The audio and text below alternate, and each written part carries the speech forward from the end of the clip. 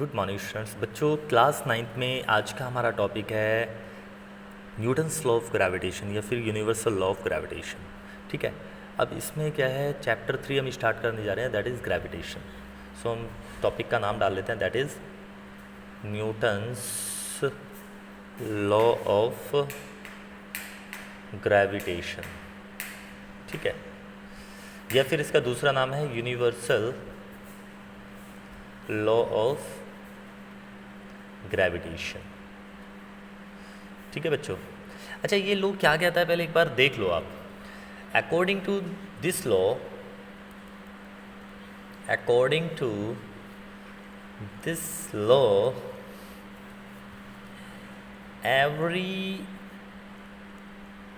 every massive object attract all other object with a force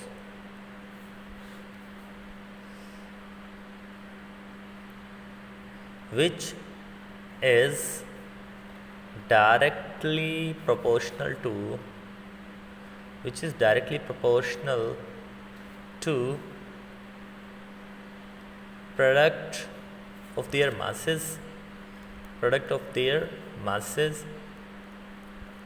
and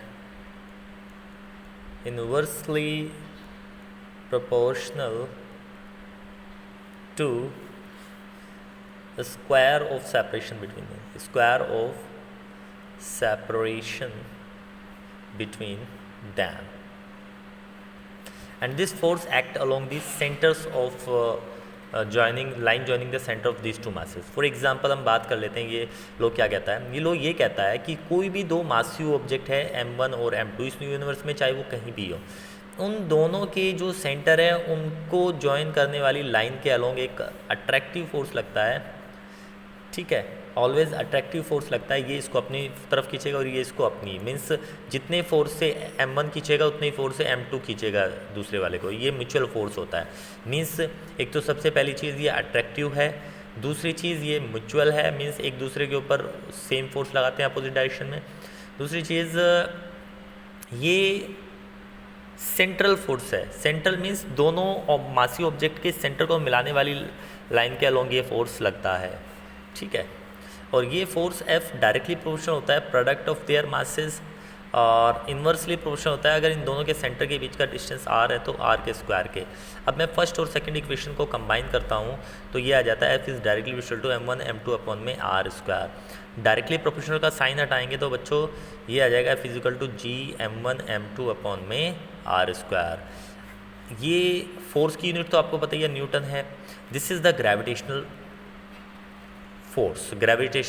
force या Newton's law of gravitational formula है। ठीक है, उसके बाद हम g की यूनिट की बात कर लेते हैं। g की यूनिट क्या होती है, that is F R square upon में m1 m2।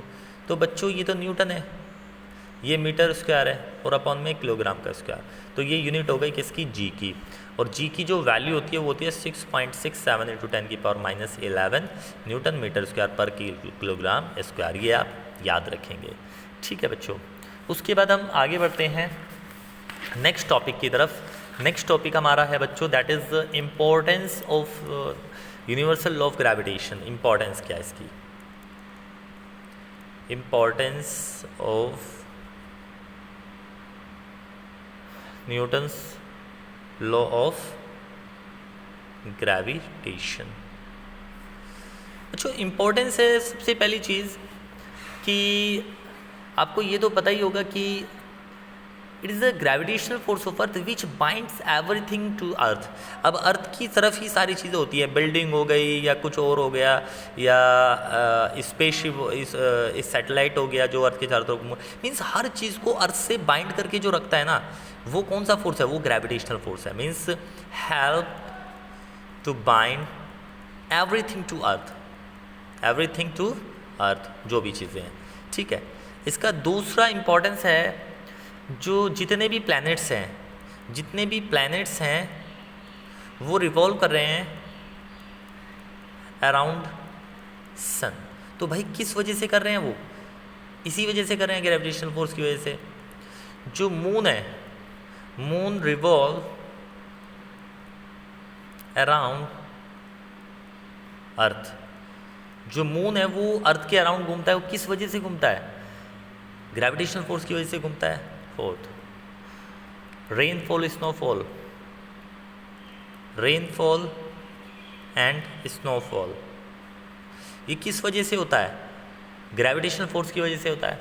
तो आई होप अच्छे से आपको समझ आ गया होगा कि हमारी लाइफ में न्यूटन्स लॉ ऑफ ग्रेविटेशन का क्या यूज़ है। ठीक है बच्चों, अब हम आगे बढ़ते हैं नेक्स्ट टॉपिक की तरफ, और नेक्स्ट टॉपिक हमारा रहेगा that is Newton's third law of motion and gravitation. Means Newton's third law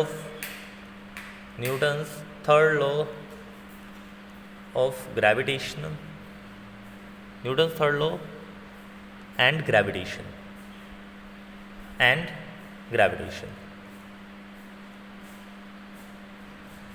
means gravitation में हम न्यूटन के थर्ड लॉ को कैसे देखेंगे, तो ये बड़ा इंपॉर्टेंट पॉइंट है। आपने देखा होगा कि हर एक ऑब्जेक्ट, ये मास m1 है, ये मैं मान लेता हूँ अर्थ है, अर्थ का मास बहुत बड़ा है, दैट इज़ कैपिटल M1, और ये स्मॉल m है। ठीक है, ये कैपिटल M ही ले लेते हैं खाली इसको, ये स्मॉल m है। ये कोई ऑब्जेक्ट है, ये ऑब्जेक्ट है। आपने ये देखा होगा कि हर एक चीज़ हमेशा अर्थ की तरफ हमें आती हुई दिखाई देती है, अर्थ कभी जाती हुई दिखाई नहीं देती उस ऑब्जेक्ट की तरफ। एक्चुअली न्यूटन्स थर्ड लॉ ये कहता है कि जितना अर्थ ने इस मास के ऊपर फोर्स लगाया, that is F small m या F1, उतना ही फोर्स अर्थ के ऊपर लगाया किसने? इस ऑब्जेक्ट ने। मीन्स जितने फोर्स से ये स्मॉल m अर्थ को खींच रहा है, उतनी फोर्स से अर्थ इसको खींच रही है। तो इसका मतलब ये जितनी जिस तरीके से ये इसकी तरफ आना चाहिए अर्थ की तरफ, उसी तरीके से ये इसकी तरफ खींचना चाहिए, क्योंकि सेम फोर्स लग रहा है। लेकिन ऐसा नहीं होता, क्योंकि मोशन जो हम देखते हैं ना किसी भी चीज़ की, वो एक्सेलरेशन से देखते हैं बच्चों।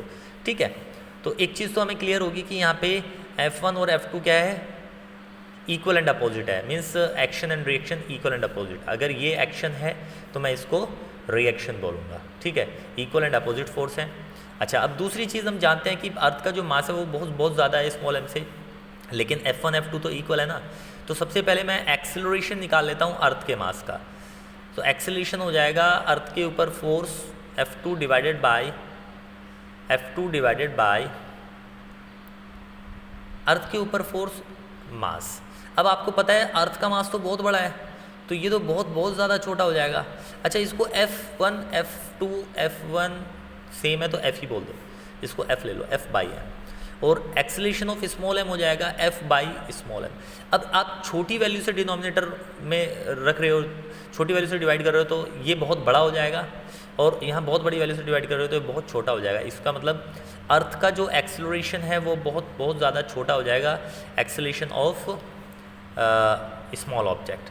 इसी वजह से हमें ये अर्थ का एक्सेलरेशन नियर अबाउट 0 दिखता है, और हर एक चीज़ हमें एक्सेलरेट होती हुई दिखाई देती है केवल अर्थ की तरफ, ना कि अर्थ एक्सेलरेट होता हुआ दिखाई देता है उस ऑब्जेक्ट की तरफ। तो आई होप आपको समझ आ गया होगा क्या मैं समझाने की कोशिश कर रहा था आपको।